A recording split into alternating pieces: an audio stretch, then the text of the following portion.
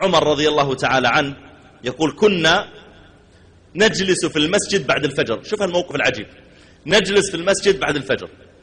يقول ورسول الله صلى الله عليه وسلم معنا، يعني يجلس جانب النبي صلى الله عليه وسلم، مسجد كبير مجموعين 3 4.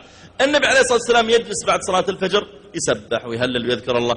يقول ونحن نجلس ربما تحدثنا أحيانا بشيء من أمر الجاهلية الذي كنا نفعله، أشياء في الجاهلية.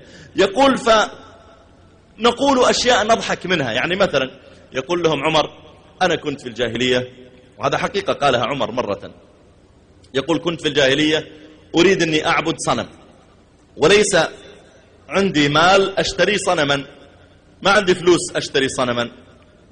يقول فجئت إلى تمر عندي فأخذت التمر وعجنته وصنعت منه صنما. جابها التمر وحط له كذا قائم وحط له رجلين وحط له يدين وحط له كورة كذا راس وصلع بده الضحى. يقول فلما جعت بعد الظهر أكلته أكل ربه اللي هو عبده الضحى، يقول اغفر لي واشفي مريضي ورد غائبي. لما بعد الظهر أكل ربه. يقول فنضحك. طيب ماذا كان يفعل النبي صلى الله عليه وسلم؟ هل تتوقع أنه كان يلتفت عليهم ويقول تضحكون في المسجد وانتم متجمعين هنا عشان تضحكون في المسجد، اذكر الله بس وسبحوا هلل ونطلع؟ هل كان يقول كذا؟ لا. يقول فكان يلتفت إلينا ويتبسم، فرحان أنهم مبسوطين، يلتفت إلينا ويتبسم. يا أخي احنا ديننا دين الفرح، دين السرور. لذلك النبي صلى الله عليه وسلم يقول إن الميت يعذب ببكاء أهله عليه. البكاء الدمع وهذا ماشي، لكن العويل والصياح على الميت حرام، ما يبغاك الدين تحزن. لعن الله النائحة والحالقة والشاقة. النائحة هي التي تصيح بأعلى صوتها إذا مات الميت، أو التي تشق جيبها الشاقة، أو التي تحلق رأسها وشعرها. الدين ما يبغى يكون حالنا مكتئب ولا حالنا حزين ولا اللي يريد السرور والفرح والضحك. لكن مع ذلك كان النبي صلى الله عليه وسلم يمازح أصحابه ويضحك وينكت معهم، يعني وربما يعني استحدث النكات ويعني استحدث المزح معهم صلى الله عليه وسلم، ويمزح مع هذا ويمزح مع هذا. لما رأى عليا صلى الله عليه وسلم وهو في المسجد متكئ نايم والتراب في يده قال قم يا أبا تراب، يعني قم يا أبو تراب، قم يا أبو تراب، قم يا أبا تراب، يلاطف بالكلمة. وكان صلى الله عليه وسلم يمازح أصحابه، وإذا واحد منهم ضاحك كان يضحك عشان يوسع صدره. أضحك ما دام تبغاني أضحك عشانك. خذ مثالا لما عمر رضي الله عنه يقول كنت أنا وجار لي من الأنصار نتناوب النزول إلى المدينة، يعني ساكنين برا المدينة. فيوم الأنصاري ينزل إلى المدينة يصلي مع الناس ويتقضى من السوق وكذا ويرجع، وعمر يكون يحفظ الإبل والبقر ويحفظ الزرع. بكرة عمر ينزل إلى المدينة والأنصاري يجلس يحفظ الأموال. يقول فنزل الأنصاري يوما وأنا جلست أحفظ المتاع، فتأخر الأنصاري ما رجع. يقول فلما كان في الليل أنا نمت خلاص، لما كان في الليل فإذا بي أسمع الباب يطرق وقائل يقول أثم عمر أثم عمر وين عمر وين عمر. يقول فخرجت إليه فزعا في نصف الليل.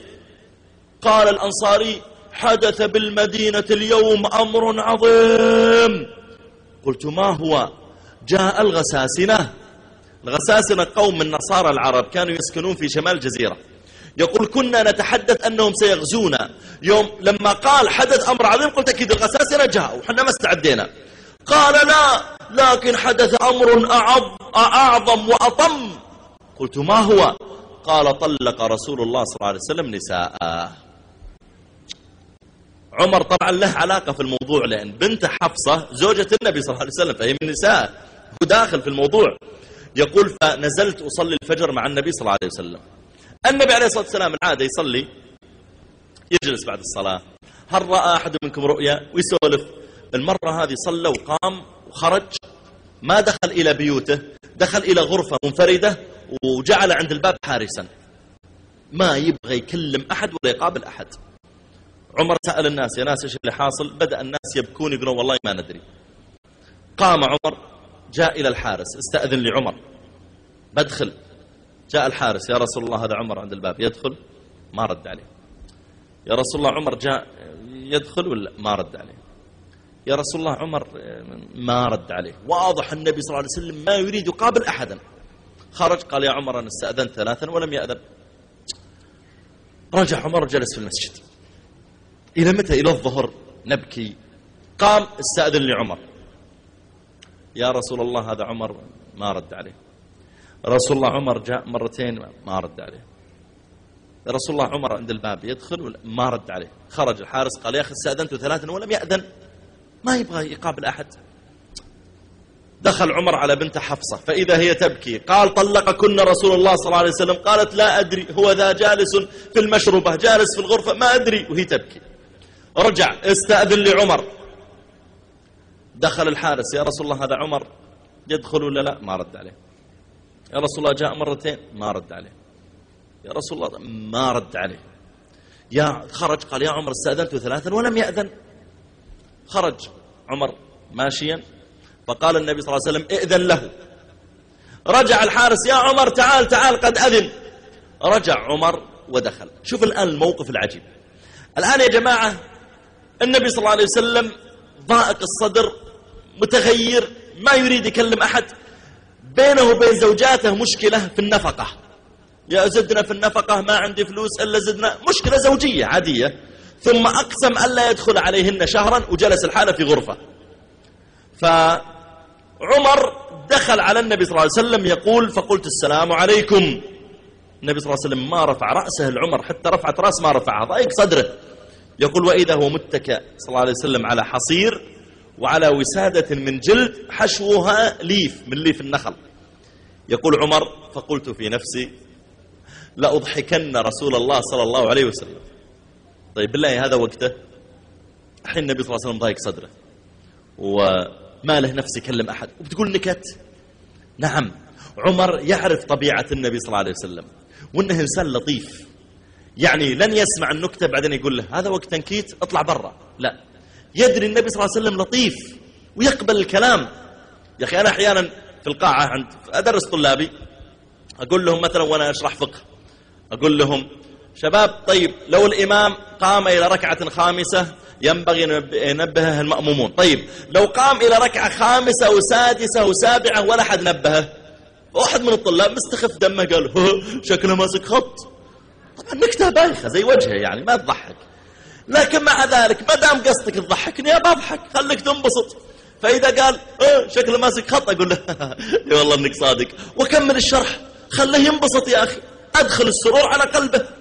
يعني أحيانا نكتة أنت تعرفها قبل تجيبه همه وفرحان بها، خليه ينبسط. أحيانا بعضهم يرسل لك نكتة ومستخف دمه، ارسل له ها يعني تراها نكتتك حلوة، خليه يعني جد أدخل جد أدخل السرور إلى قلبه، يعني أشعر فعلا أني معك. فعمر هنا يقول: لما رأيت النبي صلى الله عليه وسلم على الحال قلت: لأضحكن رسول الله صلى الله عليه وسلم. قلت: يا رسول الله، ويدري أن المشكلة بينه وبين نساءه. قلت: يا رسول الله. قال: نعم. قلت: إن كنا في مكة إذا طلبت امرأة أحدنا منه شيئا، إذا قالت له أبغى كذا، قام إليها ووجع عنقها، قام كسر رقبتها، مرة ثانية لعد تطلبين عليه. يقول: فلما جئنا إلى المدينة فإذا قوم تغلبهم نساؤهم، فصارت نساؤنا تتعلم من نسائهم، فاليوم لو طلبت أنا من امرأتي شيئا قامت إلي ووجعت عنقي. يقول: فالنبي صلى الله عليه وسلم رفع بصره إلي وتبسم، يضحك. ما دام يا عمر قصدك تضحكني أبى أضحك عشانك. يا أخي قدرة الإنسان يا جماعة على أنه يلاطف الناس ويجاملهم، هذا من الدين، هذا أجر. أحب الأعمال إلى الله أن تدخل على قلب أخيك المسلم سرورا. يا أخي إذا هو يسر لما أضحك أضحك، دين فرح. لكن في هذه الوصية النبوية قال: ولا تكثر الضحك، مو بالقضية لا تضحك، لا تكثر. أن يصبح ما أدخل مواقع انترنت إلا ضحك، ما أقرأ كتب إلا ضحك، ما أرسل لأخوياي إلا ضحك، ما أشغل الراديو إلا على ضحك، ما أتابع في التلفزيون إلا اللي يضحكني. لا، هذا سيقسي قلبك، تصبح ما تخشع في صلاتك، ما تخشع في قراءة قرآن. لكن إذا كان عند الإنسان موازنة بين هذا وهذا يوفق.